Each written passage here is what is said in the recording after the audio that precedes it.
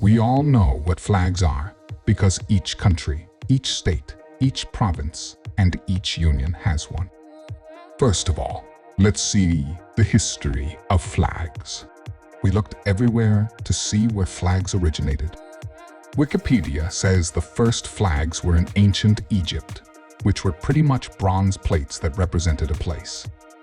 The first flags that actually represented an empire were the Darafs Kaviani of the Persian Empire and the Roman Legion flag. It's good to know that these two were the biggest competitors in history, and their wars were fought for more than 700 years. If you're wondering what the oldest flag that still remains to this day is, it's the Danish flag of Denmark. This flag has represented Denmark since 1478, and you can still see it to this day. Right now, we have about 200 countries around the world, and 190 of them are recognized by the United Nations, each of them having their own flag. How do they choose these flags? Who sits down and actually designs them? Who chooses the colors? The person that actually designs this has power in their hands, and they belong to some form of government. But choosing the flag itself has a history. There have been plenty of flags that were designed that were ridiculous, and they even considered putting that on a nation's flag.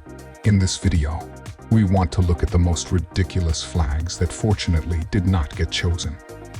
We'll start off with the US, which is a fairly new country.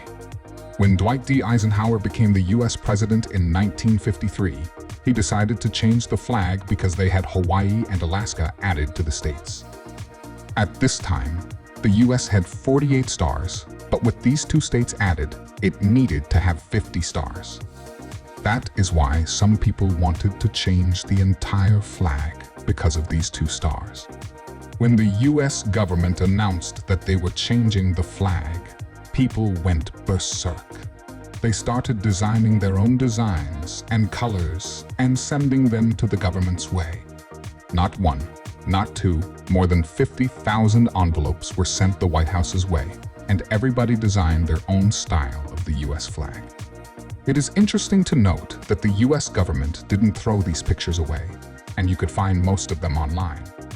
The most interesting one is this one. If you look closely, it says USA in the middle, but it kind of resembles a swastika. Either way, after receiving all these packages, the US government decided to keep the same flag and just have 50 stars on it instead of 48. This was pretty much the first flag the United States used. It has 13 stars and 13 stripes that are red and white. After this, any state that was added to the United States, they kept the stripes the same, but they kept adding to the stars, so the 13 stripes will always remain because of the original 13 colonies.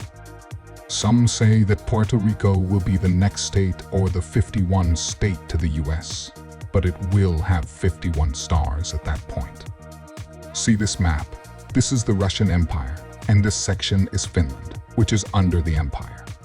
After the Russian Revolution happened and the Bolsheviks won, Finland decided to gain its own independence and told Russia to screw off.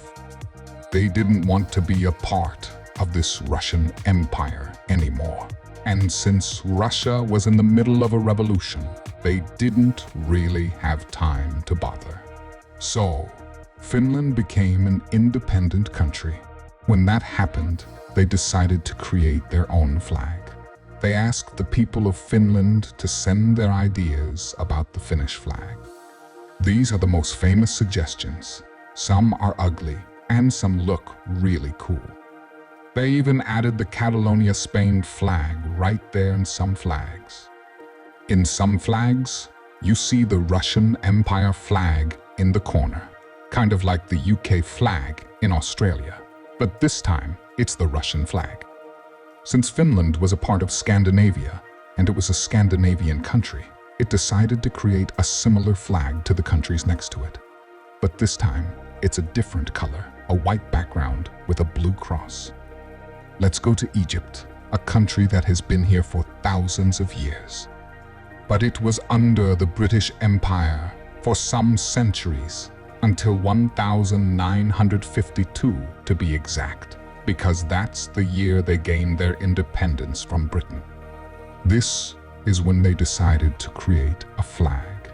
The first proposal looked like this, and this line you're seeing down here, that squiggly line, is the Nile River, and the top right is like a Yemen flag with a moon and some stars in the middle of it. Nobody liked this design, especially the Nile River part, but they liked the three colors up there. So they chose those three and put their revolutionary coat of arms in the middle, and this is the flag to this day. Let's go to New Zealand, another country that was in the hands of the UK.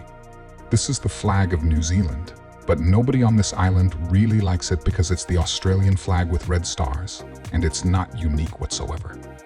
The reason people don't like it is that it doesn't represent anything. So, they are deciding to change it, especially removing the British flag from it.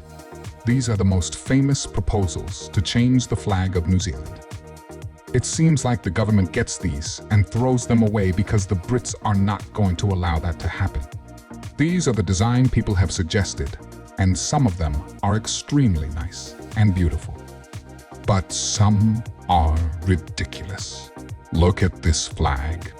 It's a kiwi, which is the national bird of New Zealand, and it has a laser beam. The leaf you've seen on top of this is very famous in New Zealand, and it's called the silver fern. Even New Zealand's cricket team, which is pretty famous, their logo is this leaf.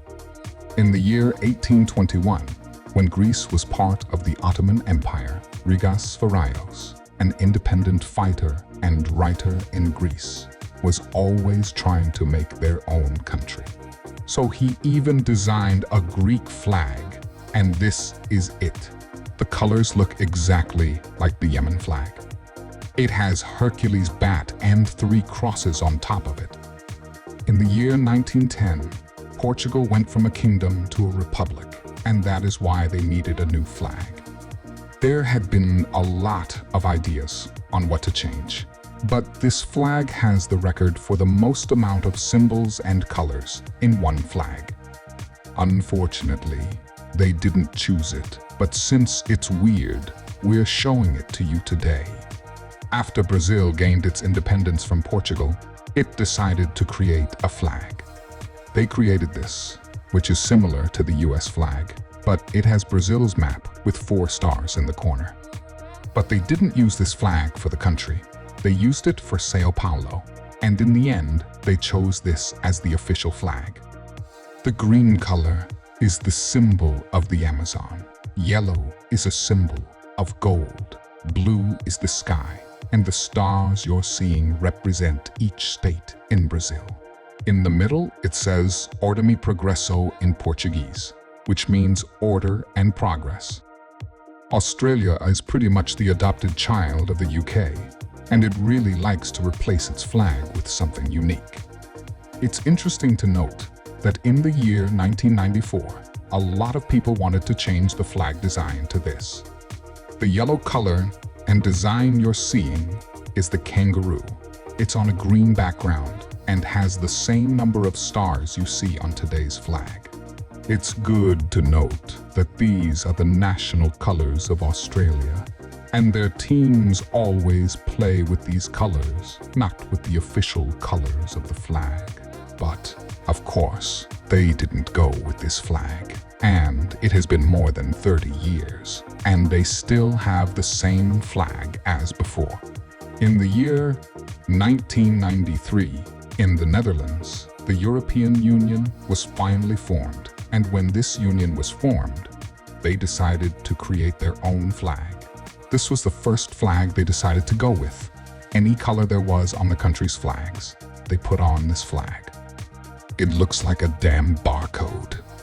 Obviously, nobody chose this flag, and they decided to go with something more traditional like this.